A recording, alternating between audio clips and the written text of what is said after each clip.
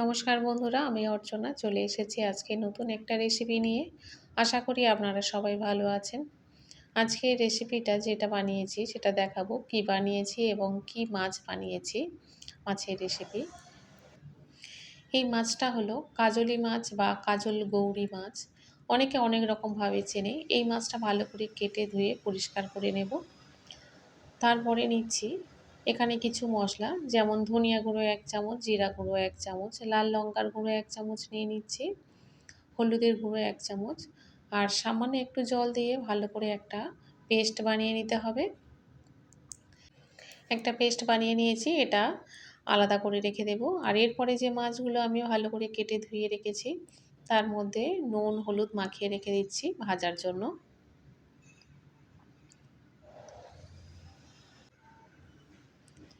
খুব ভালো করে এটা মাখিয়ে নিতে হবে। এই মাছগুলো খেতে ভীষণ ভালো লাগে, খুব সুন্দর লাগে। আর মাছগুলো খুব ভালো করে কাটতে হবে, না হলে এর ভেতরে ভীষণ বালি থাকে। আমি চামচ দিয়ে পেটের মধ্যে যে বালি বা নোংরা থাকে সেগুলো খুব ভালো করে পরিষ্কার করে ধুয়ে নিয়েছি।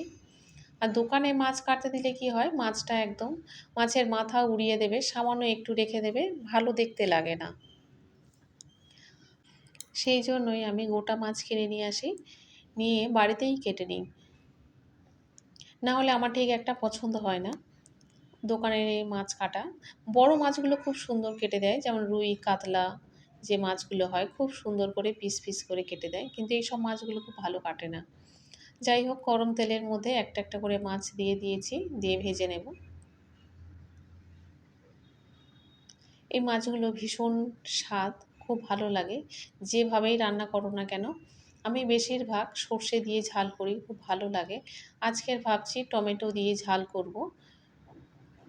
টমেটো কাঁচা লঙ্কা দিয়ে ঝাল করলে এত স্বাদ হয় যে কী বলবো। পেঁয়াজটা একটু বেশি লাগে, একটু বেশি পেঁয়াজ দিয়ে আজকের এই মাছগুলো ঝাল করে নেব।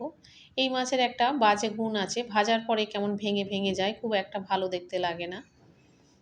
আর এদিকে মাছ ভেজে তুলে নিয়েছি সেই তেলে, যা তেল ছিল, বেশি তেল আর দিলাম না। কালো জিরে দিয়ে দিয়েছি ১ চামচ আর পেঁয়াজটা গ্রেট করে নিয়েছি, একটা বড় সাইজের পেঁয়াজ। এটা পেস্ট করিনি, গ্রেট করে নিলে খুব ভালো লাগে। একেবারে পেস্ট করে নিলে ভালো লাগে না। এটা খুব ভালো করে তেলের মধ্যে কষিয়ে নিতে হবে। পেঁয়াজটা ভালো করে কষিয়ে নিয়েছি, এবার এর মধ্যে দিয়ে দিচ্ছি ১ চামচ রসুন বাটা। রসুনটা দিয়ে খুব ভালো করে কষিয়ে নিতে হবে। আর এরপরে দিয়ে দিচ্ছি কুচিয়ে রাখা টমেটো। টমেটোগুলো খুব ছোট ছোট করে আমি কুচিয়ে নিয়েছি।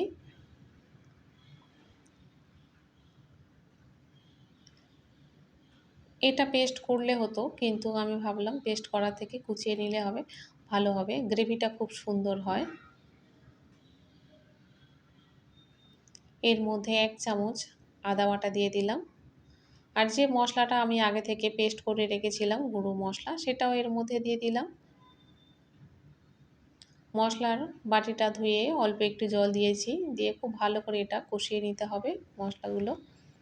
স্বাদ মতো নুন দিয়ে দিলাম।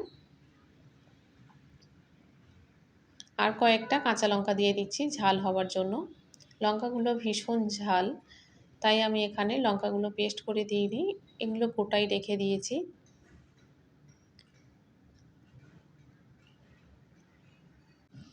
যেহেতু এগুলো নদীর মাছ, একটু ঝাল ঝাল হলে খুব ভালো লাগে খেতে। মশলাটা খুব ভালো করে কষিয়ে নিয়েছিলাম, তারপরে জলের পরিমাণটা একটু বাড়িয়ে দিয়েছি, একটু বেশি পরিমাণে জল দিয়ে দিলাম। এবার বেশ ফুটতে শুরু করেছে, এই সময় মাছগুলো দিয়ে দিচ্ছি। মাছগুলো দিয়ে আরও 10 মিনিট ফুটিয়ে নেব, নিলেই মাছের ঝাল হয়ে যাবে।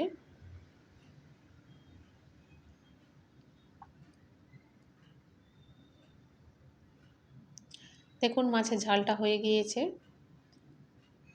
এবার সামান্য একটু ধনেপাতা দিয়ে দিচ্ছি। ধনেপাতা আমার ভীষণ পছন্দ, কিন্তু এখনকার ধনেপাতা খুব একটা ভালো গন্ধ নেই, একটা কেমন বাজে গন্ধ, তাই অল্প করে দিলাম। দেখুন মাছের ঝালটা কেমন সুন্দর হয়েছে, গ্রেভিটাও খুব বেশি পাতলাও হয়নি। একটু গাঢ় রেখেছি। এইভাবে মাছের ঝাল বানালে খুব ভালো লাগে। আর এই মাছটা যেমন কাজলি মাছটা এভাবে রান্না করলে বেশ ভালো লাগে। সর্ষে দিয়ে করলে ভালো লাগে আর এইভাবে টমেটো পেঁয়াজ দিয়ে ঝাল করলে বেশ ভালো লাগে। অসাধারণ খেতে লাগে। গরম ভাতের সঙ্গে গরম গরম মাছের ঝাল তো আরও বেশিই ভালো লাগবে। আজকের এটা দুপুরের জন্য বানিয়েছিলাম। খুব সুন্দর খেতে হয়েছিল। আজকের এই সাধারণ রেসিপিটা আপনাদের কাছে কেমন লেগেছে অবশ্যই করে কমেন্টে জানাবেন। আমি অর্চনা, আপনারা দেখছেন অর্চনার সহজ রান্না। অবশ্যই করে লাইক, শেয়ার এবং সাবস্ক্রাইব করবেন। দেখা হবে আবার পরের ভিডিওতে।